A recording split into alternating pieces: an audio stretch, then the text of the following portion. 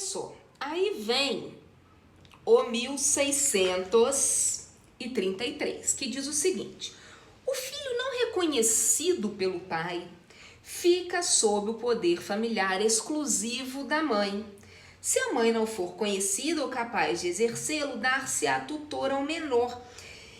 Isso aqui é interessante, porque assim, tem uma premissa que diz que mãe é sempre certa, pai nem sempre é certo, mas é porque, né, mãe é aquela que dá a luz, e a questão do reconhecimento aí, né, dessa maternidade seria mais simples. Mas, contudo, todavia, entretanto, por exemplo, na minha dissertação de mestrado, né, que até eu sou citada aí pelo Pablo Stolze, pelo Rosenwald, pelo Tartucci, lá na parte de sucessões dos livros deles, quando eu vim tratando da mãe de substituição, da famosa barriga de aluguel, pode ser que mãe não vai ser aquela que vai dar a luz. Então a gente não tem mais, até por conta do avanço da tecnologia e da ciência, não necessariamente mais mãe é sempre certa, tá? Eu entendo que essa norma é meio odiosa, sabe? Porque pelo simples fato de cogitar um não reconhecimento pelo pai, né? Eu acho que ela é tanto quanto óbvia, nem deveria estar aqui, né? Não tem muita razão de ser. Aí sim a gente chega no ponto. Ou seja, do exercício do poder familiar. Então vem lá, o 1634, olha só. Compete a ambos os pais, qualquer que seja a situação conjugal, casado, não casado, solteiro, o pleno exercício do poder familiar, que consiste em, quanto aos filhos, aí vem lá, ó, dirigir-lhes a criação e educação.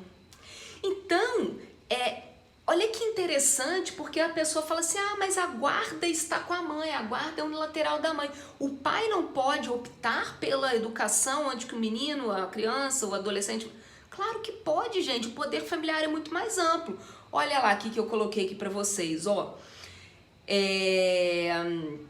Também decorre do seu exercício, né, a própria guarda, seja ela unilateral ou compartilhada. Isso daí somente acaba sendo uma garantia a mais de que a criança sempre vai ter um guardião para protegê-la, né? E que vai ficar sob o cuidado daquele que tiver mais condições, não importa, né? Materiais ou imateriais. Aqui é interessante o melhor interesse da criança. O que mais? Então, inciso segundo, exercer a guarda unilateral compartilhada, isso daí a gente já falou bastante. Olha lá o inciso terceiro, conceder-lhes ou negar-lhes consentimento para casarem, já falamos muito sobre isso, né, dos 16 anos e tudo mais. Autorização para viajar para o exterior, inciso quarto. Inciso quinto, conceder-lhes ou negar-lhes consentimento para mudança de residência permanente, né, para outro município. Ou então, e também, olha lá, nomear-lhes tutor por testamento ou documento autêntico se o outro dos pais não lhe sobrevier.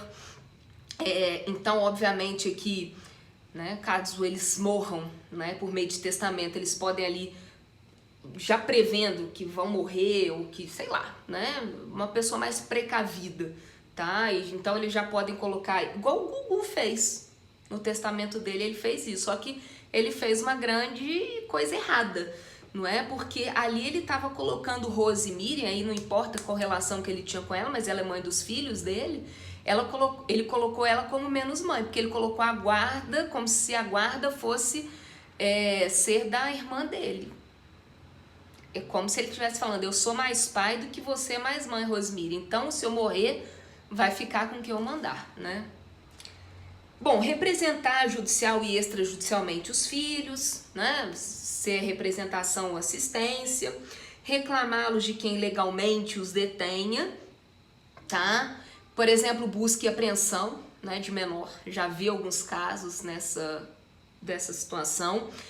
E também, exigir-lhes que lhes prestem obediência, respeito e os serviços próprios da sua idade e condição, tá? E também cabe, né, vocês vão ver aqui, administrar aí o bem dos filhos, né, caso tenham aí, tá? Então vamos pro próximo.